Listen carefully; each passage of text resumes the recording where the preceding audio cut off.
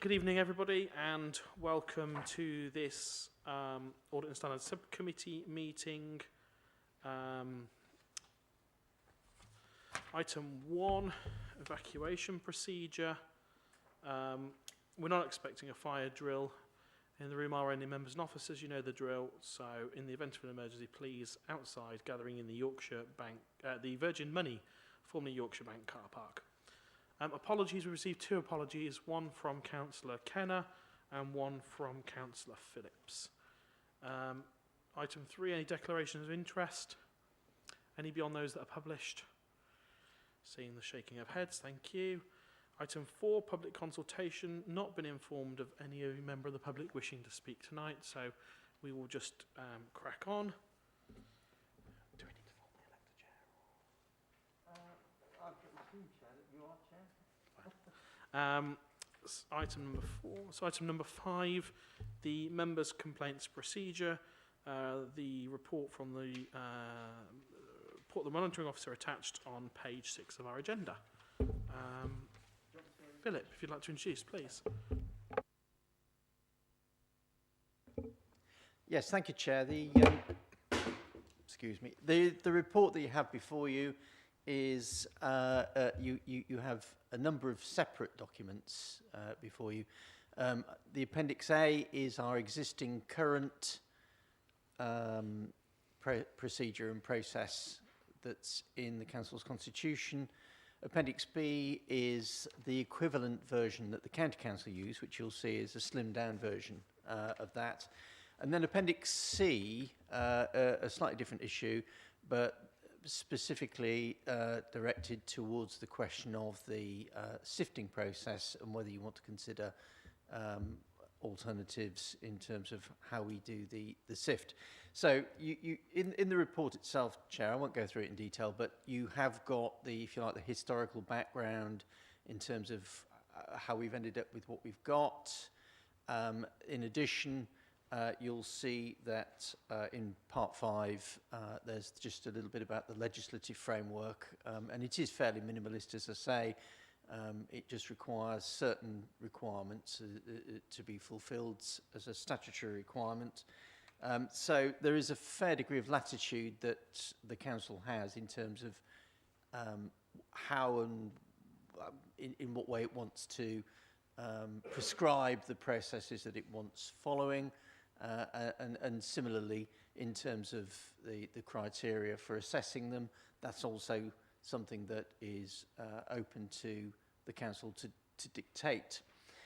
In terms of the sifting process, if I can just deal with that in a little bit more detail, what you have got at the moment is a process that involves a complaint will come in, it will be referred to either a solicitor or an external individual who deals in such matters. They will review the complaint that as received together with any associated evidence that's been submitted with it. They will consult with an independent person as well, and they will then form a view on whether or not or what should happen to that complaint, whether it merits any further action, whether it could be a matter that could be resolved informally, or whether it's something that on the face of it looks quite serious and therefore needs to be formally investigated. And under our current procedure at the moment, it's at that point that we would inform elected members that there's a complaint about them. The suggestion, I think, is that we can certainly look at that. Back in 2017, Appendix C was considered, and there was a number of possibilities that were mooted at that stage. One was the reintroduction of an assessment subcommittee. That was a process that had been in place before 2012 under the old Standards Board regime, but it was considered to be quite a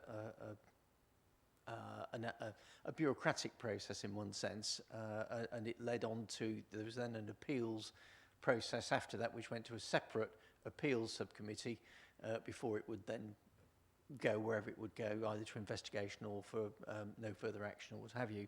It is an option, though, that is open to the Council to introduce that, and certainly I do recall in 2017 there was a little bit of concern with members that, of course, there isn't much by way of oversight of this process. So it is an opportunity to consider whether you want to put something back in to achieve that oversight. The other possibility was to allow a member appeal process against the decision, particularly if it was a decision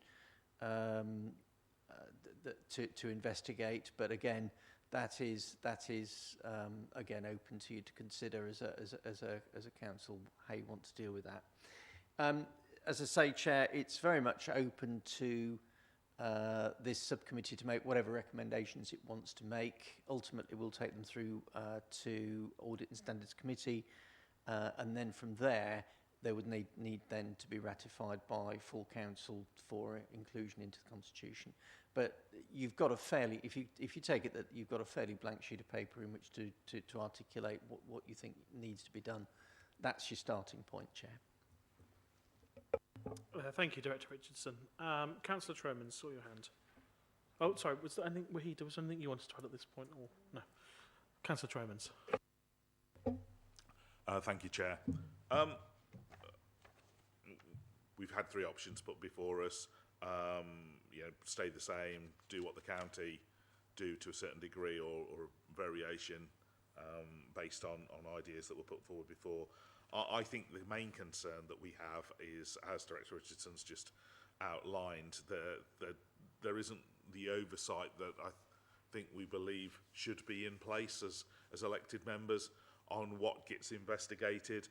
And you can write terms of condition, terms of reference, all you like, and make them detailed and all the rest of it. But unless you give huge numbers of examples, it's still very much a judgment call by an officer or an independent person or whatever. And you don't have to get into those issues of writing fiendishly complex terms of reference if you just give it to a panel, a subcommittee of elected members to say, here's the thing, all the complaints come in, we have an initial sift. If it's vexatious, if we think it clearly is, doesn't meet the standards, doesn't whatever, we can throw it out straight away. And if an external person thinks that we've not had a proper process, then they can go to the Ombudsman. We don't have to run an appeal process for, you know, and allow people to appeal everything. You know, I think this is basically just a sift. And all you would do is pull out the stuff that is just, you know, hopefully vexatious, not in scope and all the rest of it. And that would be agreed with officers very quickly. Officers would say, this doesn't appear in scope. The subcommittee will take one look and go, no, of course it's not. Next one. And you could probably get through complaints very quickly, very short meetings, and decide whether stuff needed to go forward for investigation. It would also stop those cases where there have been instances, or it's felt like there have, where it's, well, that's the same old behaviour, and is there really anything new there? Well, you know, that's not how it works. You know, repeat offenders are repeat offenders.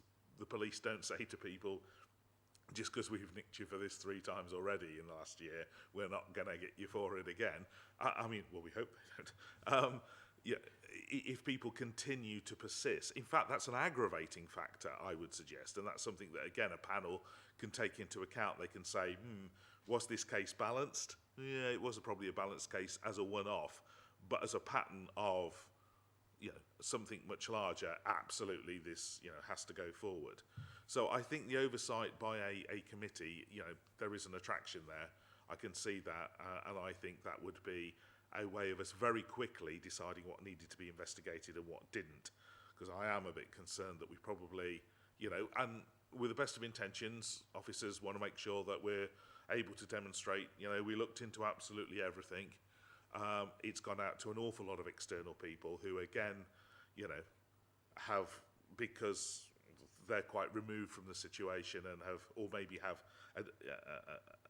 their views skewed by the other work they do for other authorities, are coming up with decisions about what is and isn't in scope that would not resonate with most of the residents that we have, and certainly not with us as the majority elected members. And so I think, you know, it would cut down on that a lot. We'd only be sending out for external investigation stuff we really had to. So they would be my initial comments on this, Chair, but I'd be grateful for your views, and thank you.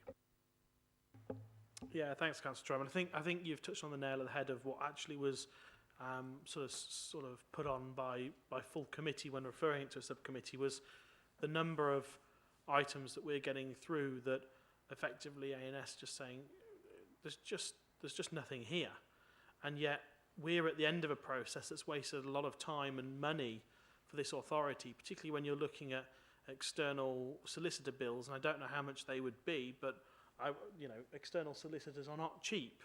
Let's be honest. We all know that from commissioning works ourselves with external solicitors for work and other areas. And the concern is that it comes to panel at the end, having gone through these lengthy investigations, when actually, had it been either looked at by a panel or had there been more consultation of the view of audit and standards, which is expressed many times where it sits, be that through the chair, be that through a subcommittee, be that however, I think we would be having a much more streamlined approach that wouldn't be wasting this authority an awful lot of money, frankly. And I also note that the difference in number of cases investigated each year between the borough and the 34 members on it, and the county with the, is it 52 elected members on the county. So there are a lot more elected members, but there are an awful lot less complaints go through their various systems. So I think there is an element of trying to look at that as well, and I think that's the whole reason we've been brought as a select committee. So I think, Councillor Tremond, you've hit the nail on the head very much there, and I think the view of committee was actually we as a committee or someone on behalf of the committee need to be looking at this kind of at the start rather than at the end when all the money's been spent. So I think that's a very concise way of putting it. Councillor Beetham. I again would echo both in regards to the subcommittee being ideally placed at the beginning in regards to process to do that initial sifting.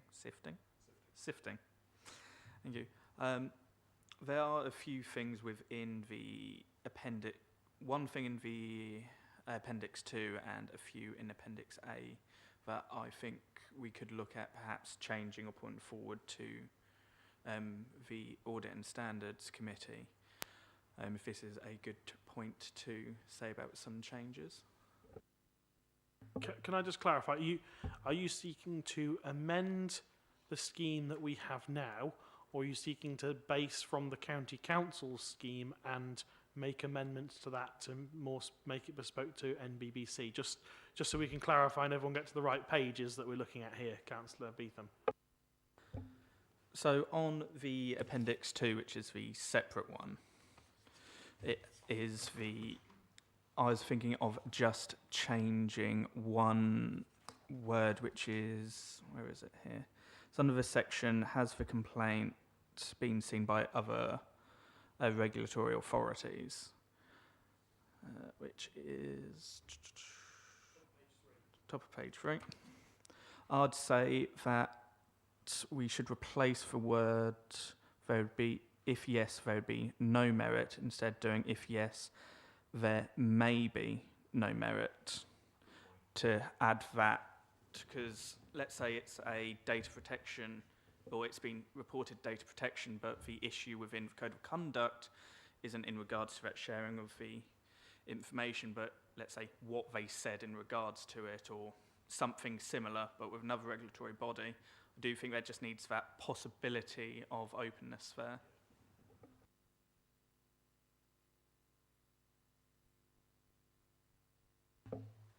Yeah, thank you. I think the fundamental question for us to decide first is, given what we've got before us, do we want to amend the various Appendix A and Appendix 2, which are currently part of our Constitution, and completely write those, or start with the Appendix B, which is the County Council's process, and tweak that? Because from what I can see, effectively what we've got, the County Council's version is effectively a 2-page version that seems to cover everything we've got in about 6 pages.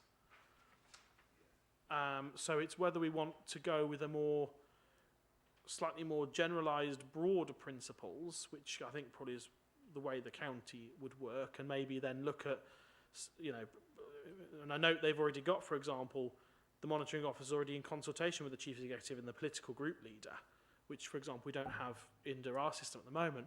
You know, that potentially make amendments there to say political group leader and chair of ANS, or political group leader and subcommittee of ANS, or whatever it is we might want, however we might want to progress.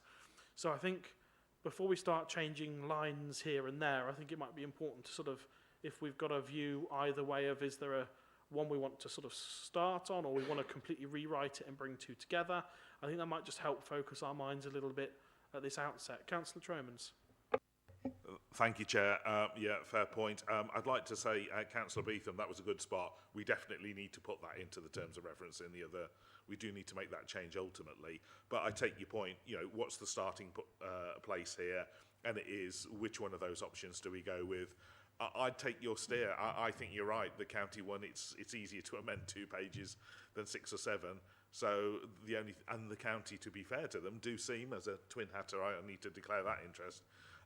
The county do seem to be quite good at dodging the political complaints. You know, because ultimately what this is about is us serving the public. And if people have genuine complaints about the way that's done, they must be heard and brought forward as quickly as possible and you know, dealt with.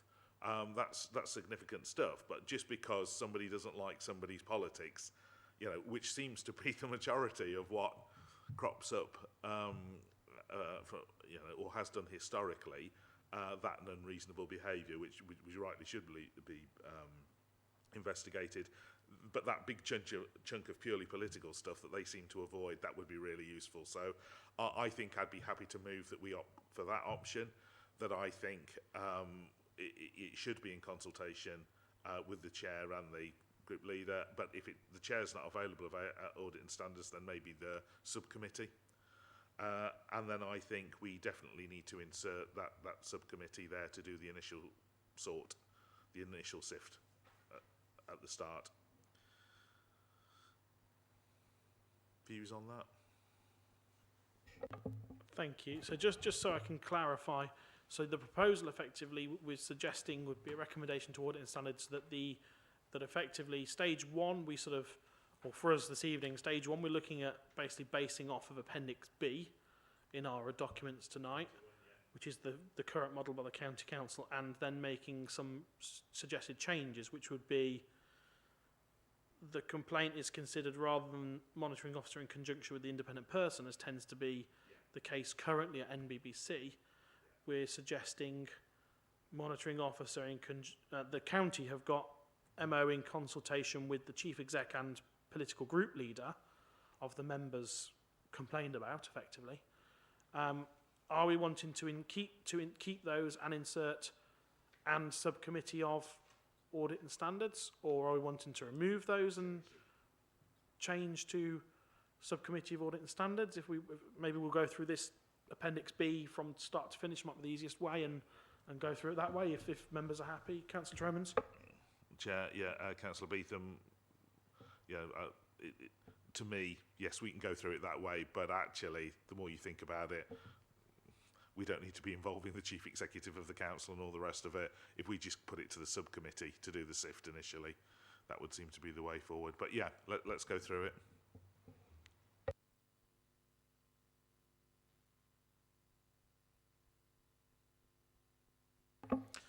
Okay, so effectively, the recommendation would be, so if we look at Appendix B, so effectively to read complaint considered by the monitoring officer in consultation with the subcommittee of Audit and Standards.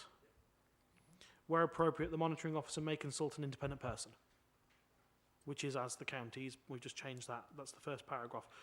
Are we therefore recommending to ANS that they should have a standing subcommittee in relation to complaint sifting? Yeah, I'll certainly make that recommendation. So as a consequence of that, effectively, we're recommending to Audit and Standards that they have a standing subcommittee of initial sift complaints, as it were, or something to that effect, wording anyway. Perfect. Assessment subcommittee, yeah. Okay. So that's our take on paragraph 1. Paragraph 2, where the allegation concerns matters which may amount to a criminal offence, the monitoring officer will consult the police on whether the matter should be referred to them. Councillor Beetham. Might suggest just a additional should also be referred to them. So it will allow that kind of duality of if it is a legal complaint, but also if it does go against the code of conduct.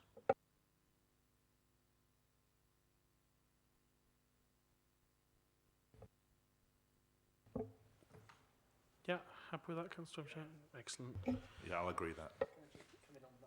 Okay, Director Richardson just wants to comment on that specific point. Just to clarify, I think that's fine, Chair. I just want to just flag, though, that if the matter, the police say, does amount to a criminal matter that requires police investigation, we would then hold fire on any further work on that so as not to prejudice any criminal investigation. We have to be very careful not to tread on the police's toes at that point. So I don't think there's a problem with the wording, but I think just to flag that would be a consideration at that stage, that the standards element may have to be parked until the police have completed any work that they felt that they needed to do, and any action that they were proposing to take in connection with it. Would we be happy to effectively, where the concerns may amount to a criminal offence, for the monitoring officer to have those discussions with the police prior to consultation with the subcommittee?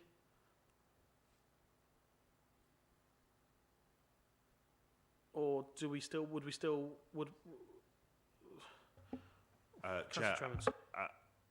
I think it should still come to the subcommittee. You know, if it looks like it's a criminal offence and subcommittee agree, that's the time that it would either go off for independent, kind of somebody to investigate it, but actually we'd take the monitoring officer's advice and on the basis that if they said, right, okay, well, I will now go and speak to the police about this, and if they come back and say, and the police are moving it forward with it, then we would, the monitoring officer would be empowered to just drop the rest of the investigation pending the outcome of the police one.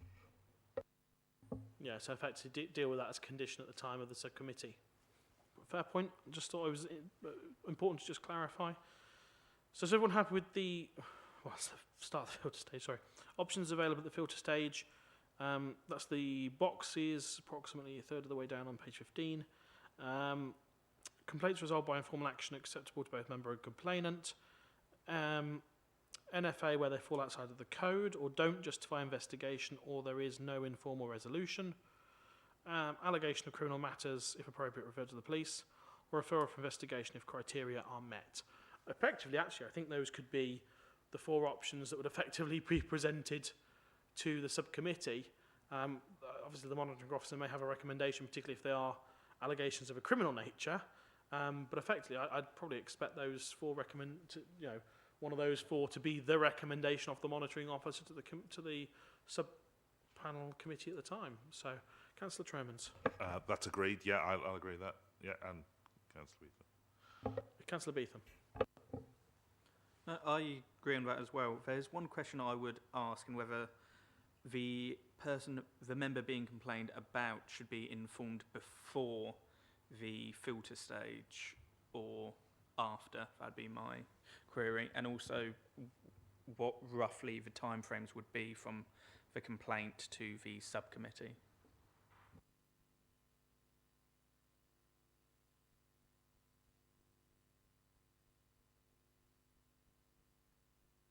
A couple of thoughts on that.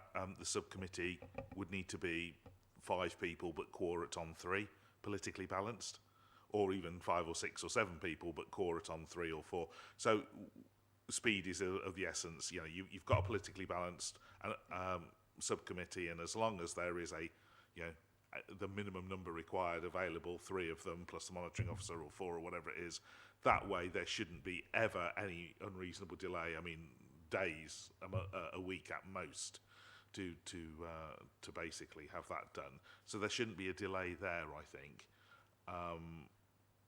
which was the main point I think that we were concerned about, and about the size of the committee. Thank you. The only thing to note would be given it would become a formal subcommittee, there are rules upon publication of the documents. So it couldn't be days, it would be 5 working days prior to meeting that agendas have to be circulated by law. So it would have to be effectively, the minimum would be a week, and obviously you'd have to receive the complaint first off, get it into a way to present to committee. As we're all aware, the complaints that we receive are not necessarily verbatim the complaints that the monitoring officer gets first time round, because obviously they may be in non-legalese, as it were, from members of the public. So there will be some time in that respect. However, I think that's not unreasonable, and maybe the way to get around that would be at the time of publication of the agenda, the member who is the subject of the complaint is informed at publication. Because obviously, one would assume that that these would be generally recommended to be on pink, and therefore exclusion of the public and press.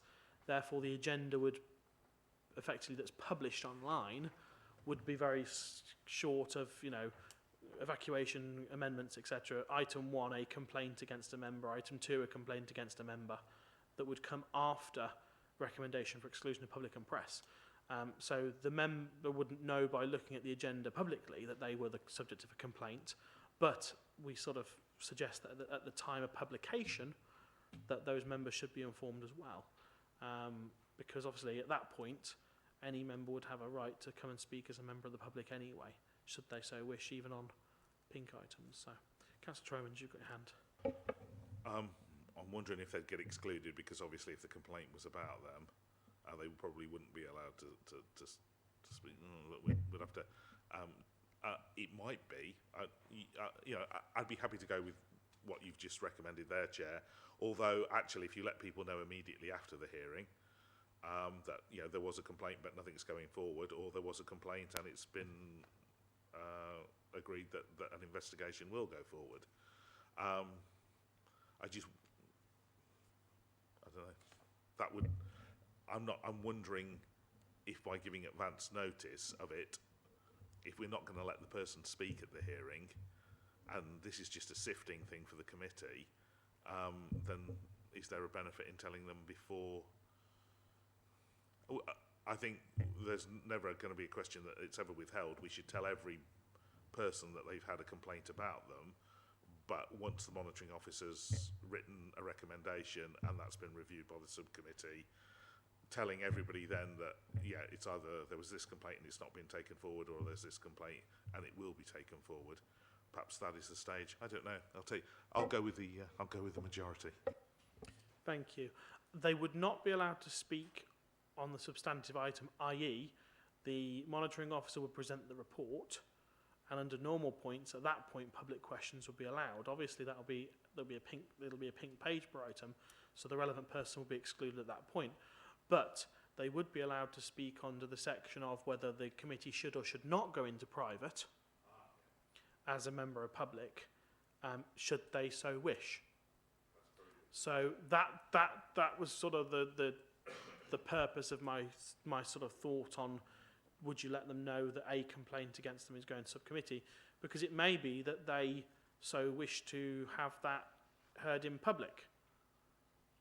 Which I think would be would obviously be for any subcommittee on the day to decide or not. But we have had recommendations. I mean, I know myself has made those recommendations. Other people that have been the subject of complaints or that were the complainants have made such requests on the night, and I think that would potentially help the committee if they were so minded to allow that to be heard in public or not, if that is what that member did or didn't want, for example. So that was my sort of thought of. You said that at the same time, in the same way that they would be removed from the meeting. If they were, if the complaint was against them as a member of ANS, they would be removed from the meeting at the point of that particular complaint being effectively heard, decided. So That was my point for that. You've sort of indicated a comeback there, Councillor Tromans. Actually, that's a very good point. Well made there, Chair.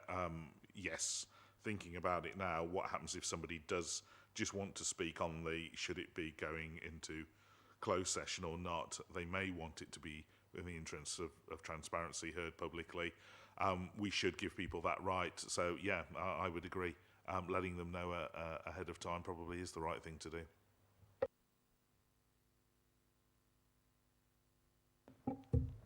So again, I think having it pre-done, and if we do have it to the tight timelines as well after the initial complaint, with the opportunity for it to be spoken on by a member of public, doesn't necessarily need to be the complainee or complainant, to have it heard in public or not, then I think that'd be the best opportunity. So I think is just to clarify, there's consensus then that at the same time as the agenda being published for the subcommittee, the subject of the complaint be notified of the complaint against them. Yep. Okay. One of the things also that's always struck to my mind, and this is something that I think if we're going to make long-standing change, is that our code at the moment actually currently does allow for complaints to be resolved informally prior to any sort of investigation referral chance. Now, to my knowledge, nothing that's ever been complained against me has ever gone to that stage. I don't think any other member has had that opportunity either. So I'm wondering if there's anything we can do about strengthening potentially that option as the preferred first option, i.e. A complaint comes to us about something.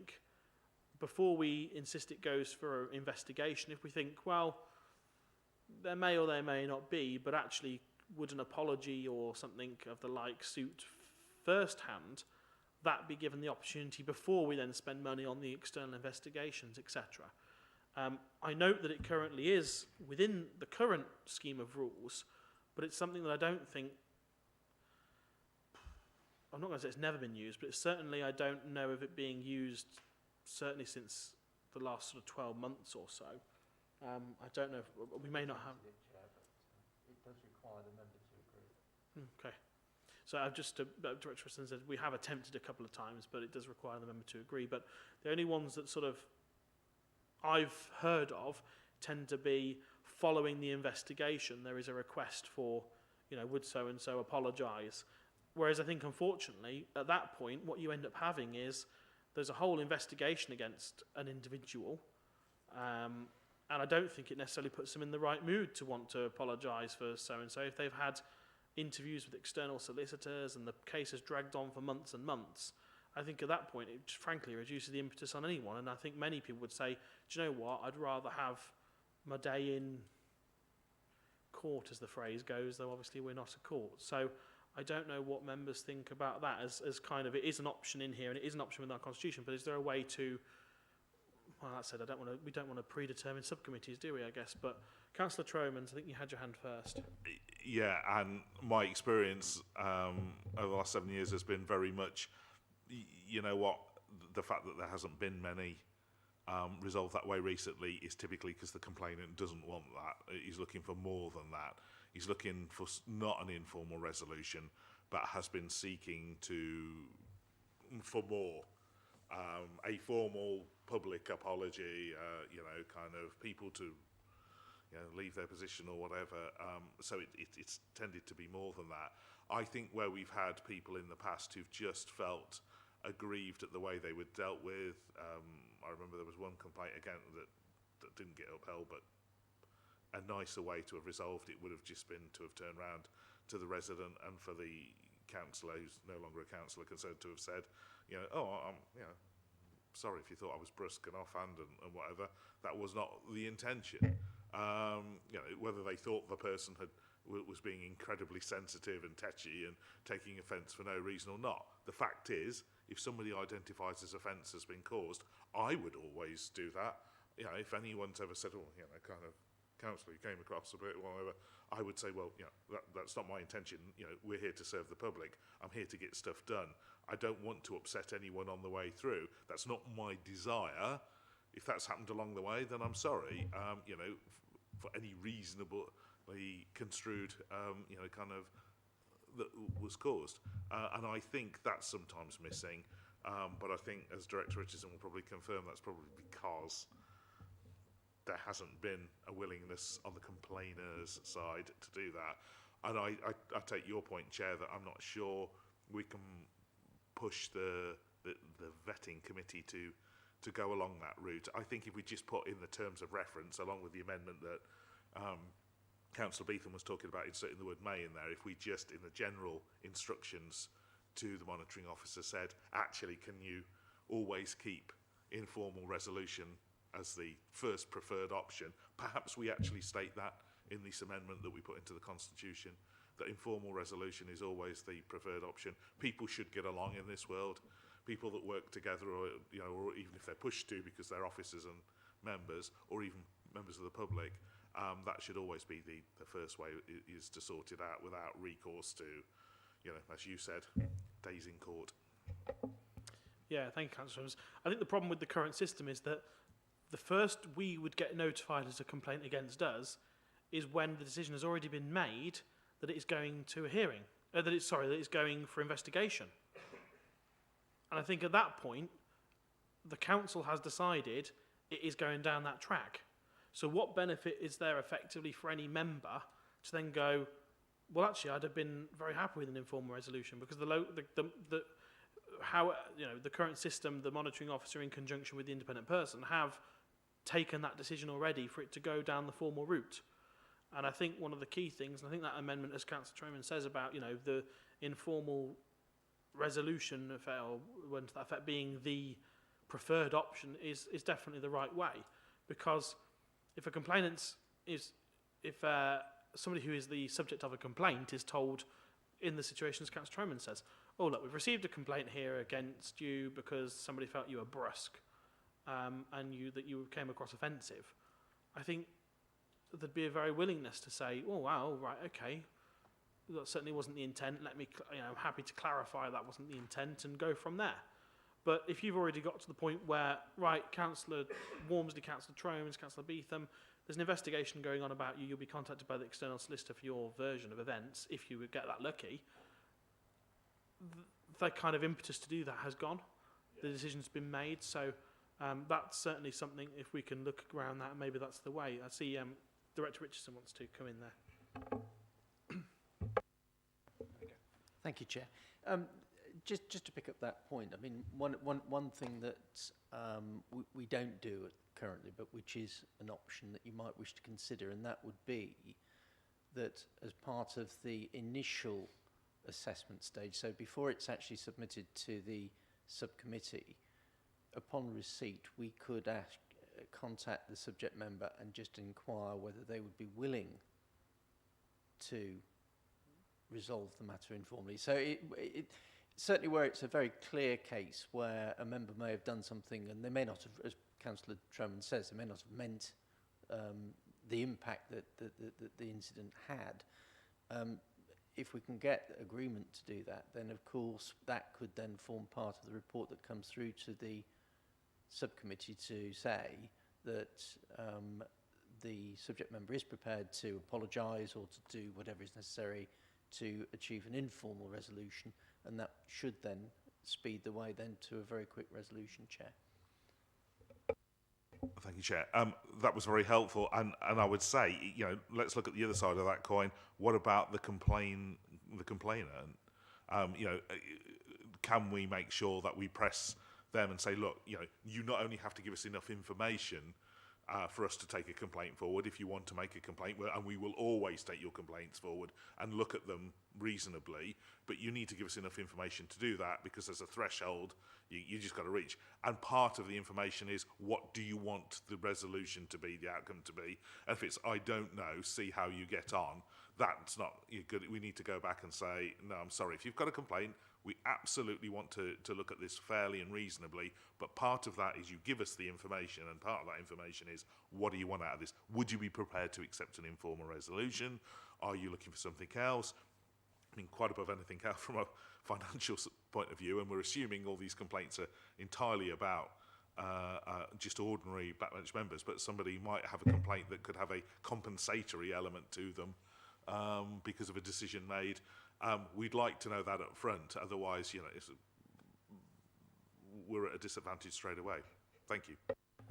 Well, I think, Councillor Tremens, if we look at the example in this sort of second column of that table, the second half is, or no further action where complaints fall outside the code, or do not justify investigation and there is no informal resolution. That, therefore, if a member has said, look, in the sort of the case that you've described, Councillor Tremens, earlier, if a member has said, look, I'd be willing to explain and clarify and apologise because that's not what my remarks were meant to be at all, and the complainant, the person who makes the complaint, says, well, that's not good enough for me, that is something then the subcommittee at that point can then consider when it comes to them, and they can be told, actually, Councillor so-and-so offered an informal resolution and that was just not good enough for Mr. and Mrs. X. And that then can weigh upon the deliberations of the subcommittee. They may decide, well, actually, it doesn't justify investigation. There has been an attempt for informal resolution. It's been refused by the complaining party. We don't think there's any further action to take. So that I think covers us. So effectively what we're saying is then the monitor officer, in relevant cases, be given the opportunity to speak with the subject of the member of the complaint to see if they'd be willing to have some sort of informal resolution. Yeah, agreement from both. Thanks there, Philip. Excellent.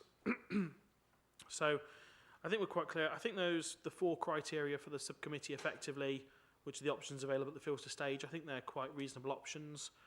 Any amendments to those or additions to those, chaps? No? Okay. Next section, we'll only refer complaint to investigation if it met the following criteria. Anything on those 3 bullet points to amend, add, remove?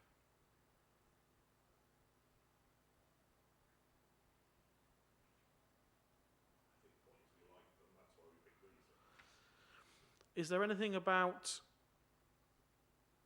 because I'm just wondering whether it would be, whether or not we could do something about whether, because I'm just thinking here about certain elements where, because I know, for example, where, and whilst we're not legal, of course, where the CPS have their criteria for progressing to the next stage from their initial sift, one of those would be the chance of, effectively, the chance of conviction, i.e. the chance of finding in favour. Is there something we might want to insert at that section there for the subcommittee to be able to consider? Councillor Tromans? I think that's a good point. I just took it to be covered under the justify the costs of an investigation, because obviously if they've got virtually no chance of being found against, because it's somebody who's making a complaint, it's like, okay, we understand in your exceptional circumstances how to you that might seem like a complaint, but here's the thing, almost the entire rest of the population would reasonably not come to that conclusion. Your chances are almost zero. We wouldn't take that forward under these rules anyway, because it wouldn't justify the costs of doing that. But if you want to be explicit, I've got no problems with that. It's just, when I read it, I just thought justify the costs would cover that element. But again, I'll go with the majority. I'm happy. Brilliant, thank you, Chair.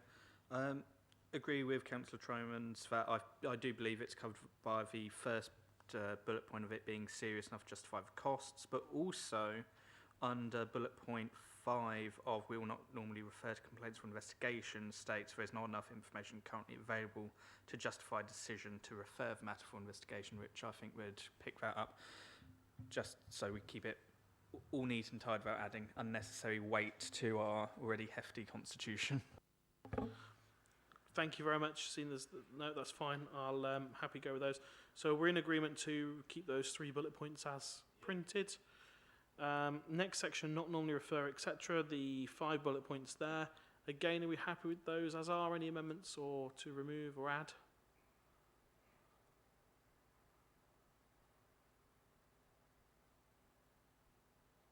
I'll take silence as agreement. Yeah, excellent. Referral for investigation.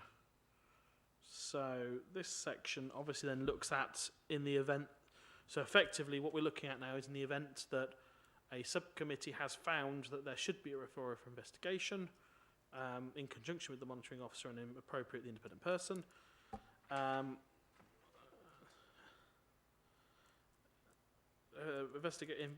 Estimated timescales to be agreed. I think that's quite reasonable. Oh, sorry, Councillor Tromans, apologies. Yeah, I do want to make an amendment to that bit. Agree between the investigator, monitoring officer, and the chair of the subcommittee or the chair of audit and standards, or even the subcommittee itself. But I think that might be a bit unwieldy. But I think we need to have audit and standards, agree before the council starts spending quite sizable amounts of money in some cases, that what the time scale is, because justice needs to be seen to be served. And we might need to have another rethink about, is there another way of doing this if it's going to be, because we're really short of external investigators and external independent people or whatever, or they're all busy, or they've all got COVID or something.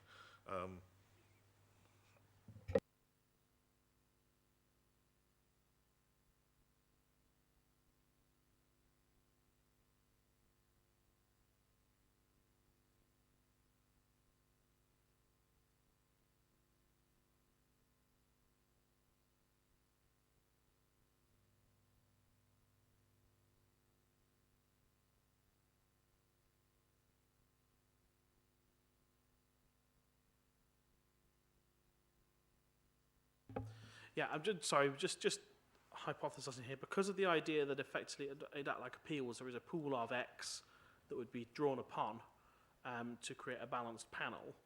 The chair of each subcommittee would potentially be different, and therefore the recommendation or one of the options proposed through the monitoring officer would be to look at keep the chair of audit and standards, on the basis that that person would stay the same, because one week it might be Councillor Tromans chairing the subcommittee, the next week it might be Councillor Walmsley, the next one it might be Councillor Beetham.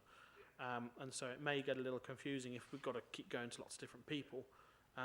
If everyone's happy with that recommendation? Yep, very happy. Thank you.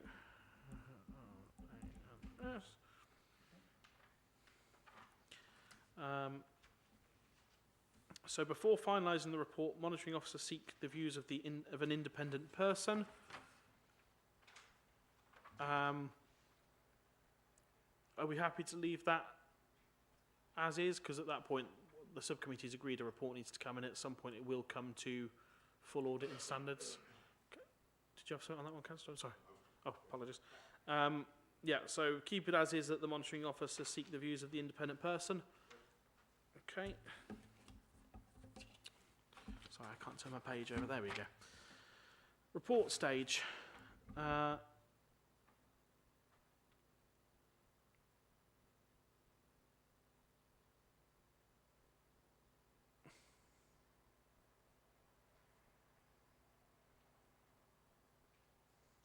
Do we want to keep the report stage as is here, or do we actually quite like that it comes to audit and standards regardless of what the outcome is, and they can officiate on that? Councillor Beetham.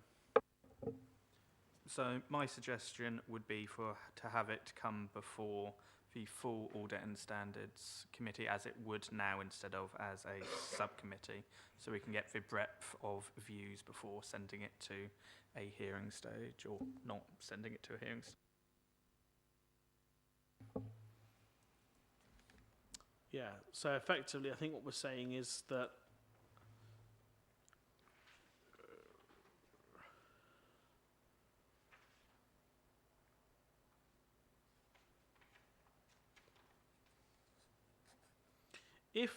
and I'm just posing a question to colleagues here. The first paragraph here effectively allows it not to come and take the time of audit and standards if the person who's being complained about excuse me, agrees with the recommendations in the report and any sanctions suggested. At that stage, effectively it wouldn't come back. But would we not want that still to report at some point? So I think that's the question. Do we, even where there may be recommendations that a member agrees with, do we still want that to be ratified through audit and standards? I'm seeing nods of the head. Councillor Tremens? Yeah, I mean, I think, you know, depending on what was in it, it's probably going to be on pink paper, but yes, we'd want it to come back to audit and standards. So yeah, the report and any recommendations of the independent investigator's report to come to the next available audit and standards meeting. Councillor Tremens? Yeah, I mean, subject to timeframes again. You know, we're setting up this subcommittee and we're saying we want to move things forward on a more timely basis. So, you know, it could be at the discretion of the chair of audit and standards to call a special meeting. We wouldn't necessarily wait till the next one in 3 months' time or 4 months' time, would we? Well, with the exception of the summer, audit and standards meets every other month. So theoretically, it wouldn't necessarily, you know, even if a report came out the day after audit and standards, it'd only be a sort of just shy of 2 month wait for the next meeting anyway. And obviously, if there were periods where a number of them built up, then the chair has the power to call a discretion of a extraordinary meeting anyway. So that's something that is already within in that gift as is, if something looks like it's dragging on. Councillor Beetham. Thank you, Chair. So I was going to say that if the timeframes are looking too long, is it possible for an extraordinary meeting to be called? Because even if it's just one item of a complaint, which could be almost 2 months, I still think have it sooner before then. But again, it'd be at their discretion, but open to hear.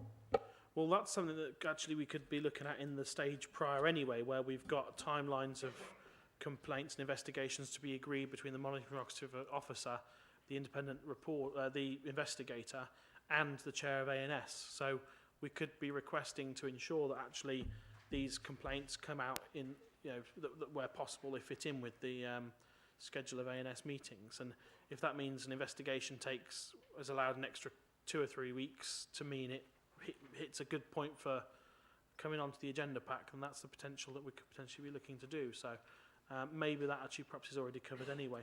And as I say, you know, as chair of audit and standards, if we suddenly got a huge load of reports back and we needed to have a meeting in August, then that's what we've got to do. That's what we've got to do. So we've already got those discretionary powers anyway. Okay, so we want to sort of effectively keep the report stage as is, that it comes to audit and standards as would be now. Councillor Beetham, is that a hand? Yeah, Councillor Beetham. So something which was brought up previously was the presumption of the report stage being always held privately, because that's how the reports were always laid out. So I was thinking, is there room either here or in the terms of reference for presumption of it being held publicly, and a report perhaps redacting private information or initialisation to allow anonymity at a report stage? That's Director Richardson wants to come in on that one.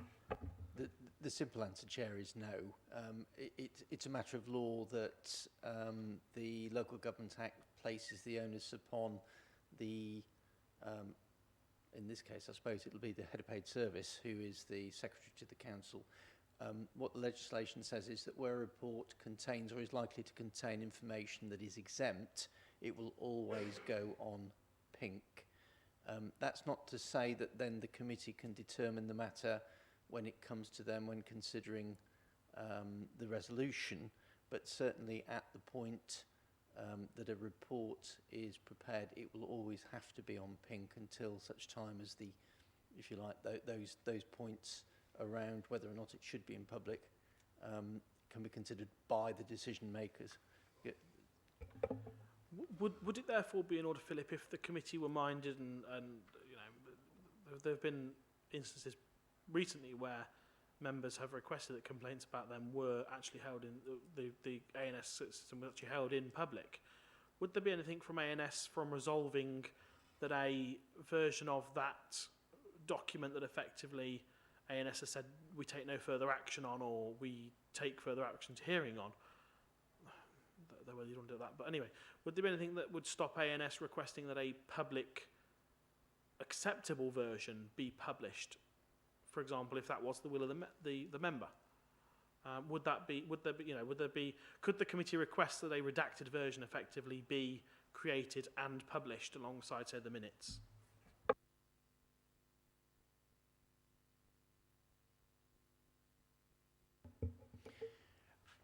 In principle, Chair, I think that may be possible to do.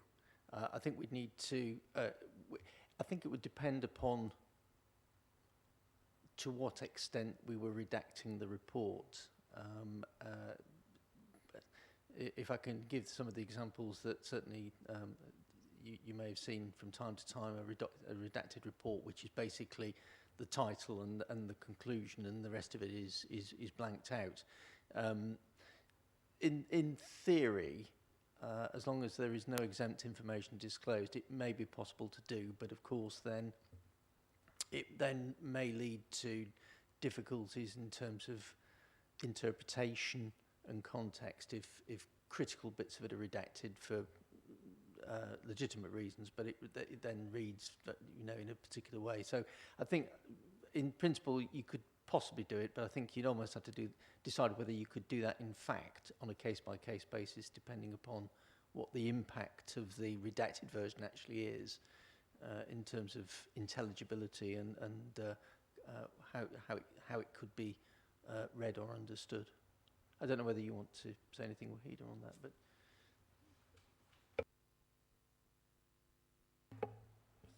yeah, Wahida, please. Just to possibly say, Chair, that I think there's also got to be consideration given to the fact that a lot of the complaints are made that they're on the basis that they are dealt with in confidence, that's why they're confidential in their nature. So the impact that might have on complainants coming forward, making complaints, etc., knowing that it's going to be in public, which may, as Philip has suggested, impact on how much redaction is made to the report before it can be published.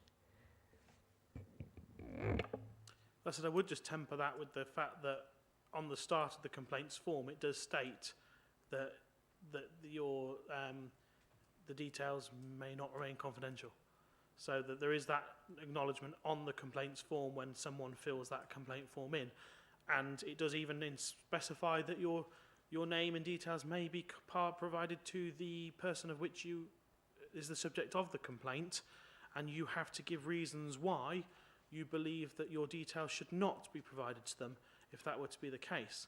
I'd also note that, for example, there are different rules. For example, if a council officer were to submit a complaint in their position as a council officer, because the General Data Protection Regulations and therefore the Data Protection Act would not apply to them because they are not acting in their private personal capacity, but they're acting in the capacity as a vessel of the council, and therefore those sort of rules don't apply to them. So, as you say, I think it's very true that it would depend upon a whole magnitude of things, but it's interesting that could be a possibility. That might be something that the committee wants to look at in future.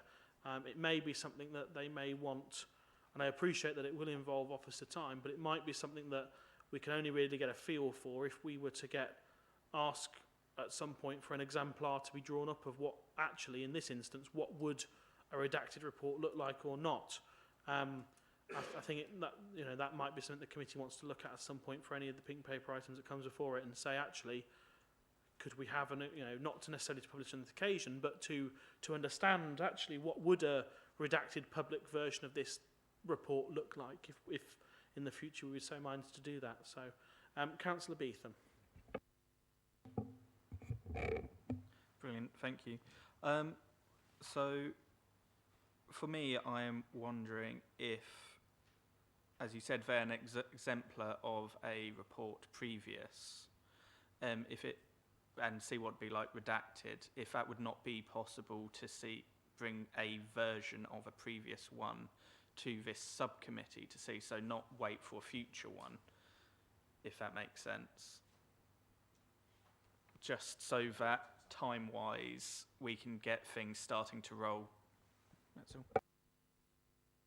I guess it would be and I've not sought advice on this, but I guess it'd be the question of whether we wanted it to come to a future as a committee, or actually whether we wanted it potentially, if that were what the subcommittee wanted, to go to A&S at the same time as our recommendations from here.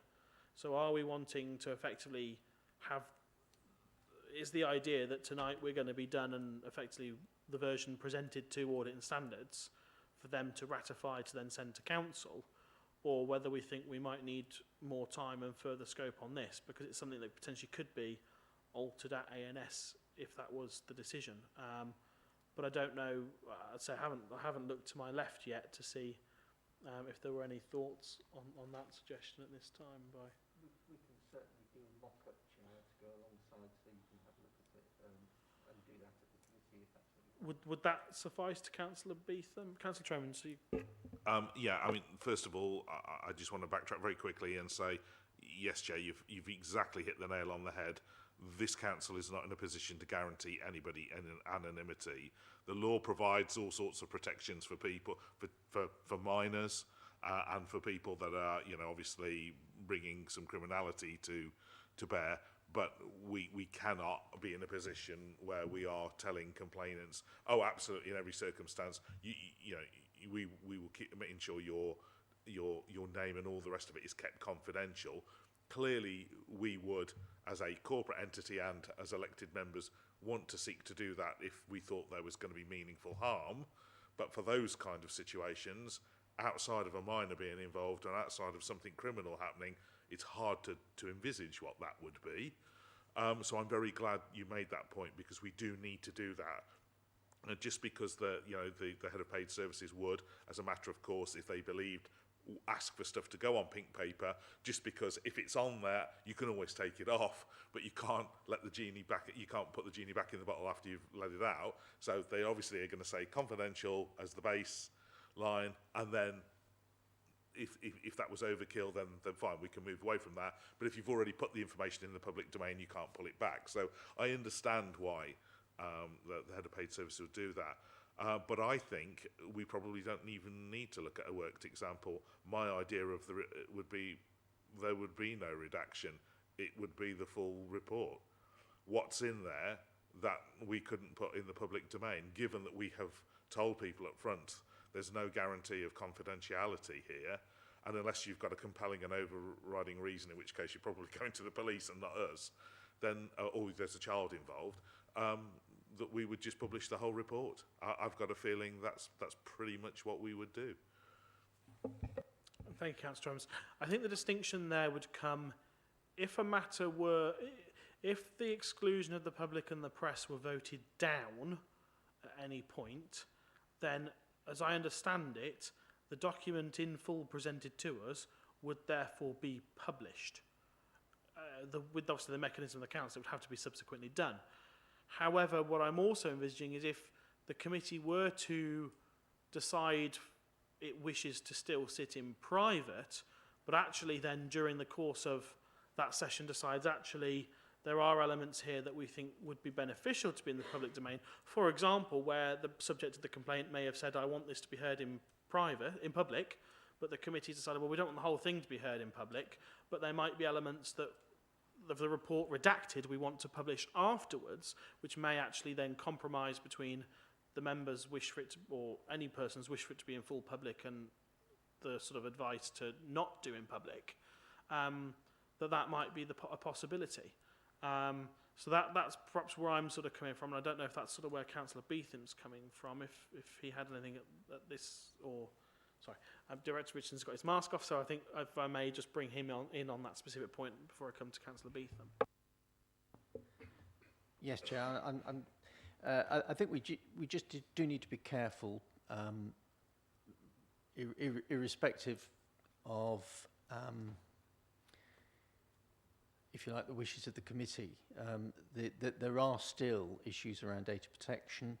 There will still be issues around confidentiality, certainly in terms of the investigation discussions that may or may not occur.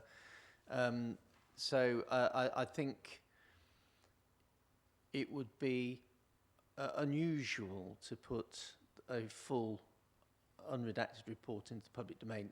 That's not to say if the committee decided that the whole thing was going to be in public, then of course, as you say, then the report is a public report and it is in public.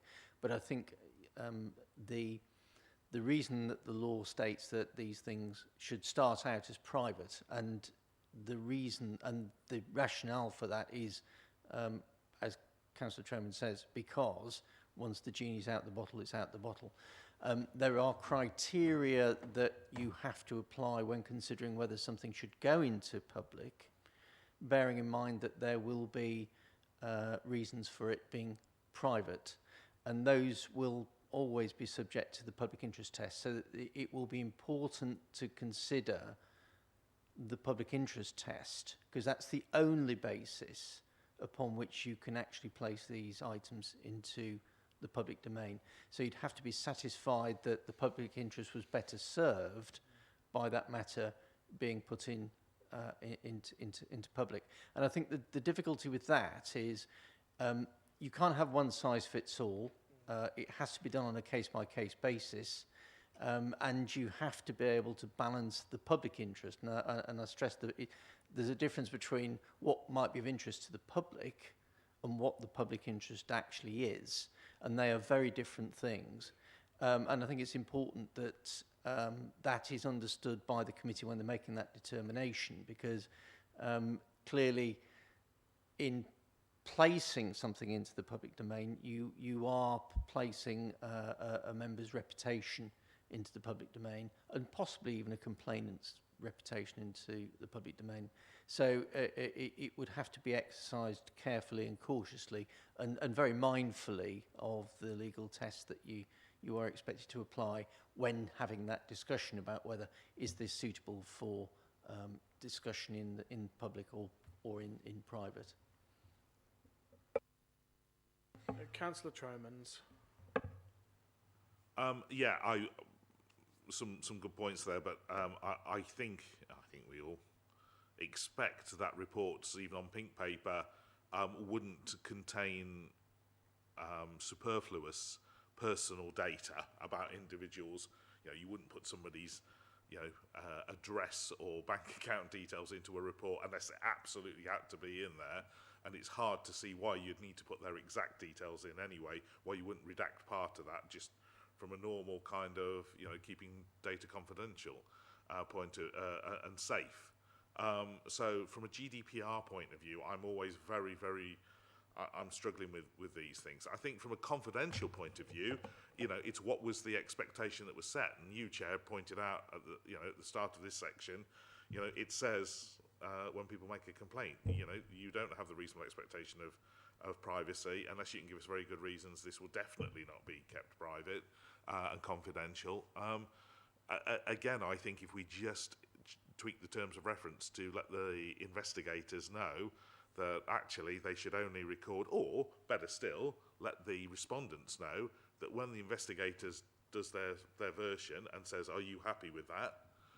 At that point, they need to be saying to the investigator, I told you at the time I was saying this off the record and whatever. I'm happy for you to paraphrase it, but I don't want you quoting me. Or I told you this about this other third party.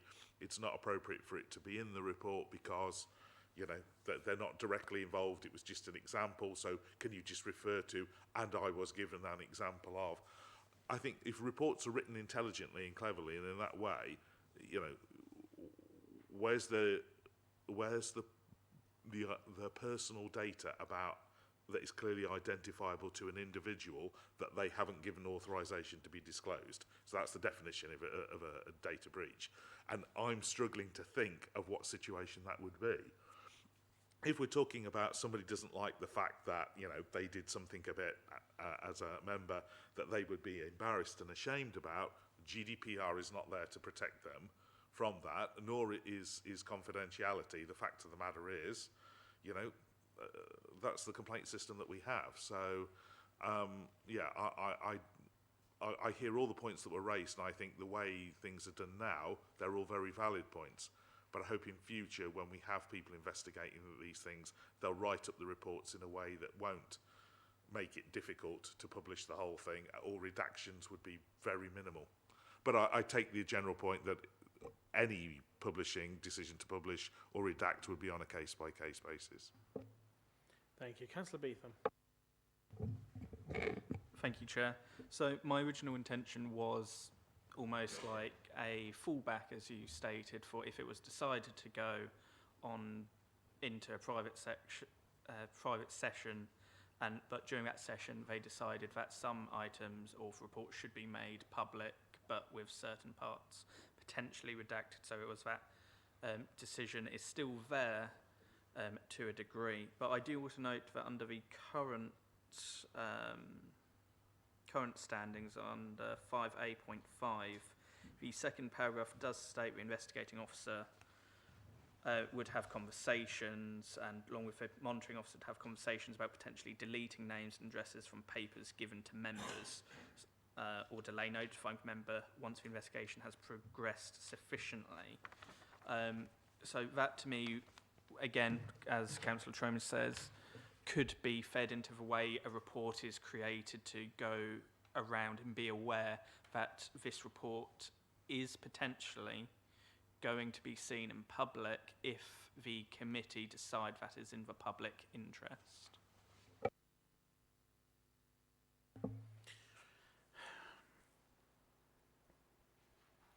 So maybe the way around this, perhaps we could split the sort of points in two. One, maybe we make a recommendation to, sorry, I think I've just hit my panic alarm. Apologies. There's a work alarm connected to the police. Apologies on that one. What was I? Split these items in two.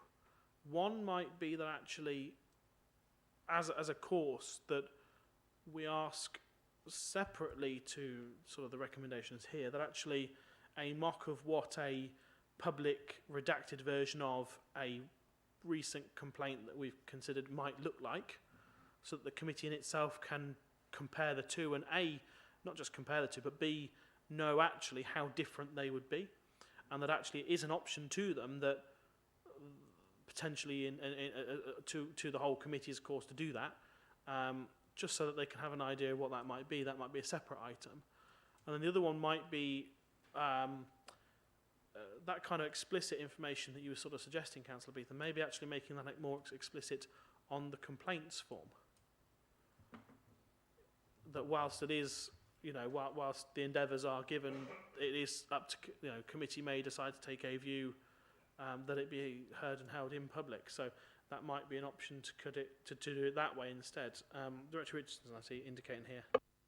Yes, thank you, Chair. I think the penny's beginning to drop with me. But one thing I'm not clear about, Chair, is what we're talking about, really. But specifically, if we're at the report stage at Audit and Standards Committee, then the report that is, obviously, it'll come as a confidential report. There will either be a decision or a recommendation that the matter will be referred to hearing.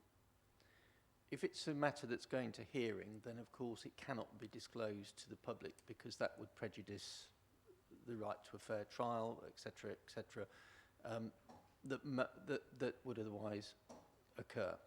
And of course, disclosing to the press and public at that stage, you end up in a position with it being trial by media rather than by the panel itself.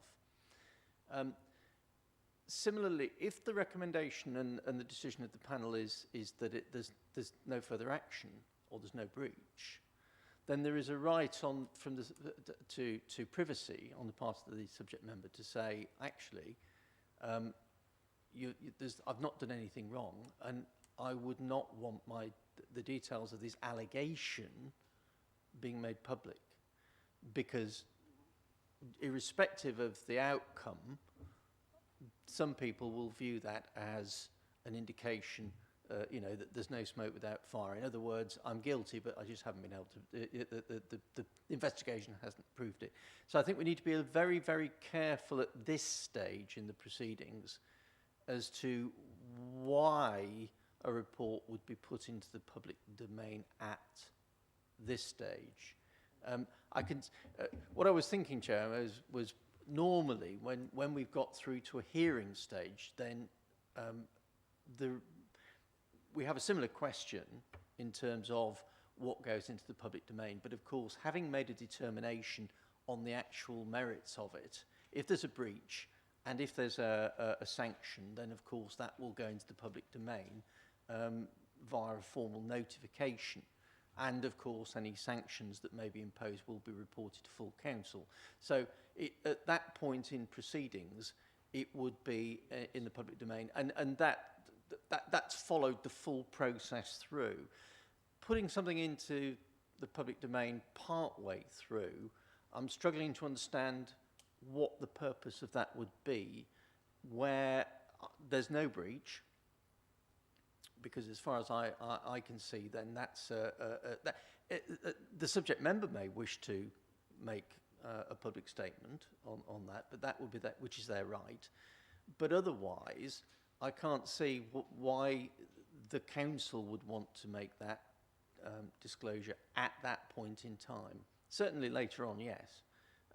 And certainly under the old Standards Board regime, if you came to the end of the process and at the end of the day there was a finding of no breach by the panel itself, the subject member was always given the opportunity to consider whether or not they wanted a formal notice publishing to say that they have been exonerated, or whether or not they just wish to keep the matter under wraps because they feel that it's an imposition upon their privacy.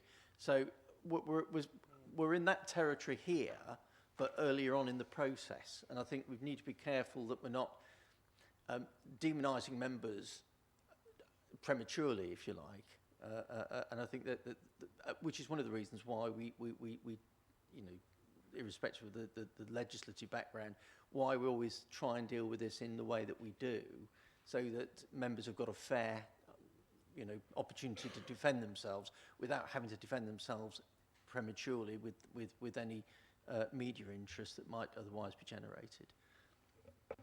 I think one thing just to consider is, I think where you look at requests had been made by members recently and historically for items to go into the public domain earlier, it is probably because they actually perceived those complaints to either be, actually we covered earlier on, where we wouldn't normally refer them to investigation where they fall into one or more of the following categories. They believe it to be malicious, relatively minor, or tit for tat. And I think there is probably a frustration that the first opportunity they've got effectively to have any say is when it comes in front of the full panel of audit standards, by which point they're sort of thinking, well, actually all this rubbish has been allowed to go on. It's, in my opinion, malicious, relatively minor, or it's tit for tat. And actually maybe if through the streamlined process of a more preference to informal resolution prior to hearing to the hearings to the sifting subcommittee, and also the fact that there is greater member oversight as to what does or doesn't even reach the investigation stage, we may not see as many of those requests come through, because in turn we may not be getting as many complaints through to that stage at audit standards. If some of these that ANS has already ruled on, and I'm sure with other things coming up, knowing the temperature of committee, you know, there will be a number of other things where, you know, I think the committee will take a completely different view to whether that even should have gone through the track to start with. Whereas actually by moving this down, will some of those requests and perhaps some of the reasons that I've given myself and I've heard other members give for why they want the item to be heard in public, will they potentially be removed by having a different sifting process to start with? Councillor Troman said you had your hand up before. I think you're exactly right. They probably will, in large case, be removed, Chair, and so hopefully that will be another benefit of this revision to the process. It seems I've given the impression, or maybe haven't given the impression, but I had read ahead. I was already at the final hearing stage making those comments about the, you know, why would you redact it and all the rest of it. And sorry, if it Simmer your excitement for a moment, Councillor Tromans. We'll just finish report stage and then we'll be on the hearing stage, Yes. I promise you. So at the report stage, we've got effectively amending what we've got here from the county's version to effectively keeping as is, which is the report comes to Audit and Standards for them to determine to enact the recommendations, to make their own recommendations or whatever it might be at that stage, yes? Is there agreement there? Yes. Right. Hearing stage. So the hearing stage, subcommittee consider investigation report, take account of views of independent person, consulting the relevation, hear representations from the member concerned and the monitoring officer. Other people may be heard at the discretion of the chair. If the subcommittee finds no failure to comply with the code or code of conduct, the matter will end there. Subcommittee finds that the failure to comply with the code of conduct and it will make recommendations what action should be taken, and this may or may not include the imposition of sanctions of the member concerned. Are we happy with that first section of the hearing stage? Yeah, to remain as is. Did we want to, coming back to Director Richardson's point, did we want to tack on there, if there is no failure to comply with the code of conduct, the matter will end there? Did we want to add on there at that point the subject of the complaint will be given the option of whether they want a public no evidence, no finding of wrongdoing, or give the member who's been the subject of that complaint that option? Councillor Tromans? I think, Chair, the member's probably going to put it out in the public anyway that, if they felt that they had recently been exonerated by a panel. Obviously, in some ways it carries more weight if that comes directly from the panel rather than the member. But I've got no problems with that being re-included. If it was in there before, I can see it serves a purpose. Thank you, Councillor Thomas. I think the question would be, if a complaint comes from the start, it's heard on Pink by the sifting subcommittee, it's then heard on Pink by Audit and Standards, and it then goes to, and Audit and Standards then agree to send it to hearing, and hearing finds no breach, no case to answer, then the potential is that name would not necessarily be in the public domain anyway. If that person's not chosen to turn up and speak at the question of whether or not to go into public or private, for example, they may have just completely stayed out of this and never come to a committee, just, at all in that respect. I think the question would be, do we give them an option that says, that they get a sort of the sort of wording that Director Richardson said that we'd had in the past? Do we want to give them that option? Yeah? Okay, if we can include that, please, Director Richardson. Yeah, give them an option effectively. So, imposition of sanctions. If the subcommittee recommends sanctions should be imposed on the member concerned, those sanctions may be immediately implemented if accepted by the member. Where the member does not accept the proposed sanctions, the subcommittee will make recommendations to council. How does that sit with where we are now?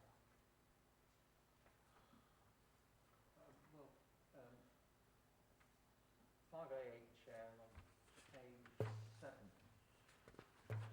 gives the hearing panel delegated authority to impose those sanctions.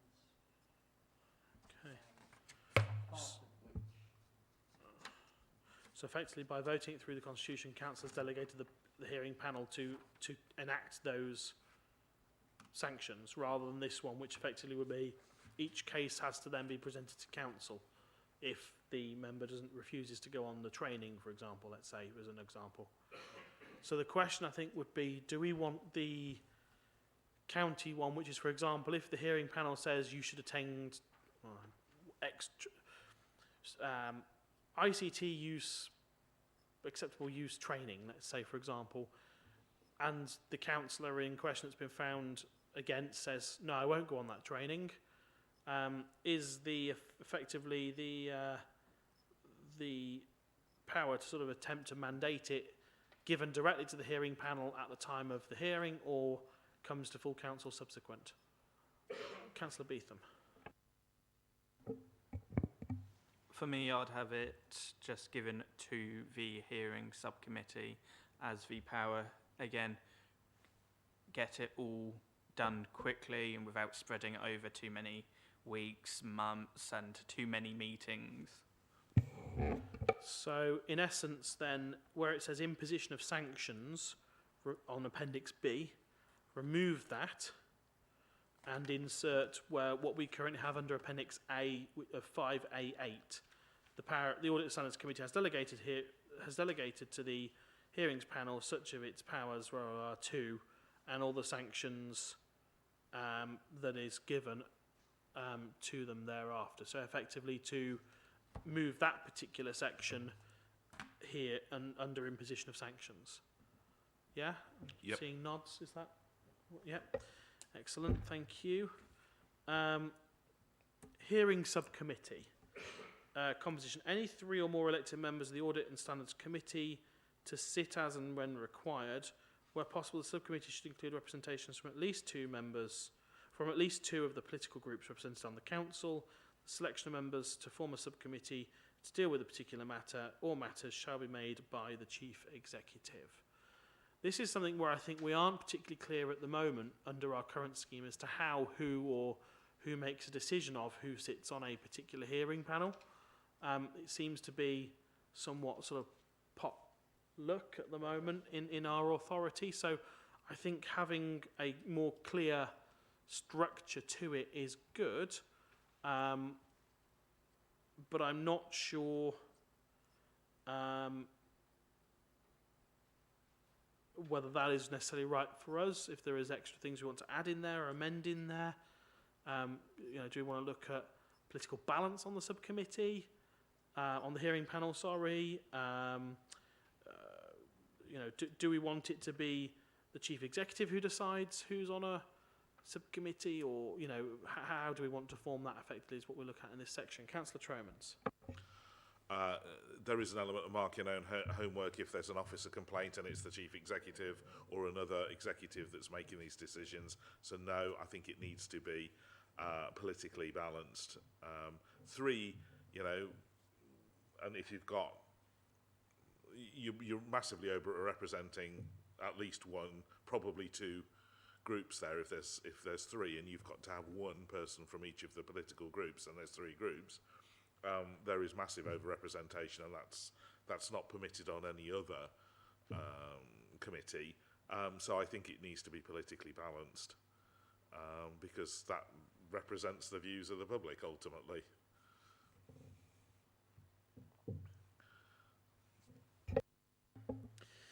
So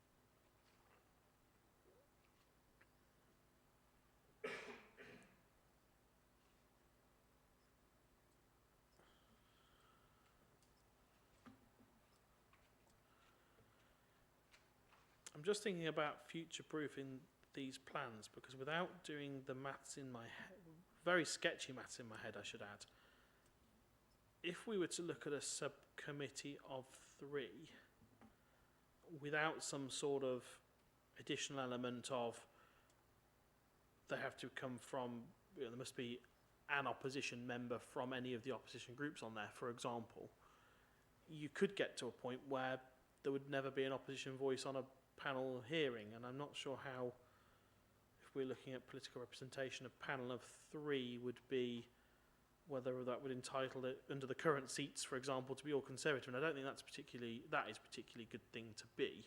So if you think about it, a subcommittee of 5 would come down to 4 Conservative, 1 Labour at the moment under proportionality rules. So if you took that down to 3, you may end up in a situation where technically, with the 0 point whatevers of seats, you would end up with them all having to be 3.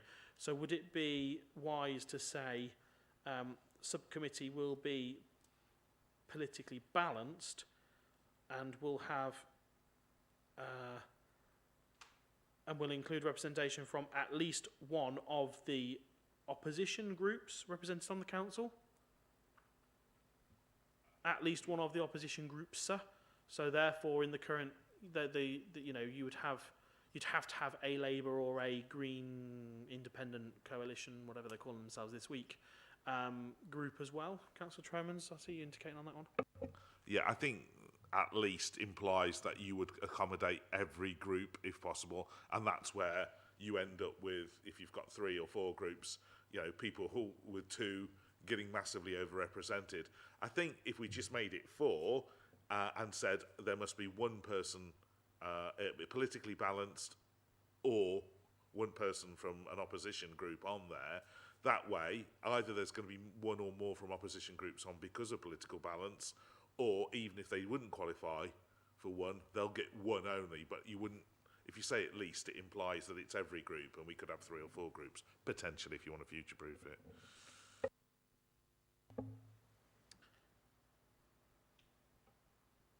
Do we want to go for an even number though, which then could cause splits and having to have casting votes of chairs to get things through, or do we want to keep it an odd number which therefore doesn't require casting votes, or do we want to find a form of words where if the political balance would mean 3 members of the controlling group, there must be a single seat which is not occupied by the controlling group, or words to that effect?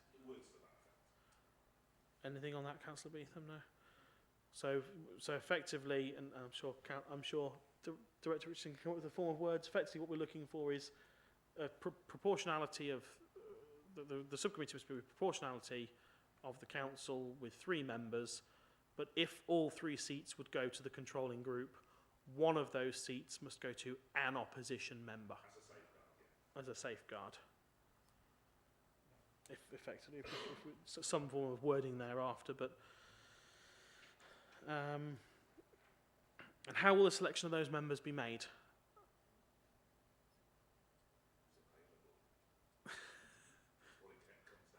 It'll have to be an officer who Yeah. does it under delegated authority anyway, Chair, but it would be, normally it would be Kelly canvassing all the members of the committee, and it would be working out how many members we've got on any given day so we can get enough members together to do the hearing. So Effectively, what would be then, obviously, the idea is a canvas, and then effectively, just like technically a substitution on a committee is, it is done as a delegated power of the head of paid service, effectively, even though I say I can't attend, I'm now nominating Councillor Tromans in my place. It is, and that is obviously all done with the committee services and member services team, but then formally, technically, it is issued by, under delegated powers by the head of paid service. So are we happy in that respect there as well, and in that similar situation, which I think effectively is what we've got written here anyway. But I think as we've got a Deputy Chief Executive, we should add or his nominated deputy, so that, picking up Councillor Tremens, Yep. that if the Chief Executive is a complainant, there is another officer who can... Made by the Chief Executive or his nominated Deputy Chief Executive. Happy consensus there, yeah? Yeah, I think we're good with that. Thank you very much. Terms of reference then, to consider complaints about members in relation to the Code of Conduct and determine whether or not there has been a failure to comply with the Code of Conduct. Where there has been a failure to comply with the Code of Conduct, the subcommittee may impose sanctions with the agreement of the member concerned, or make recommendation to council on the imposition of sanctions. Well, we've kind of amended that anyway, haven't we? By effectively copying across that they've already been given the delegated powers anyway. So would the first paragraph would just effectively be applicable there, and deleting the second paragraph? Does everybody agree? Yeah? Something I just want to just a thought to come back to, having just done about the hearing subcommittee, because technically the hearing subcommittee is a subcommittee of audit and standards. Would we want that same rules to apply to the creation of a subcommittee for the sifting element, rather than having a separate, like, because audit and standards is currently 9 members, would we want to take it down to a pool of 5 and then draw from them? Or actually, do we just do the same process for a sifting committee as we would do a hearing committee? Yeah. And what have we, did we make recommendations on what numbers that the sifting committee should have? I don't know if we did or not. I'm not sure. Well, we said a subcommittee of 5 and a quorum of 3. I wonder whether you want to reduce it to 3 on the same principles. So effectively copying the rules of a hearing subcommittee for a sifting committee, which would be 3 members, drawn from the pool of all the A&S members on proportionate political balance under the same rules we've just agreed for hearing. I think it was good for the start, it's good for the end, might as well have consistency. Is there agreement there? Hearing yeses, thank you.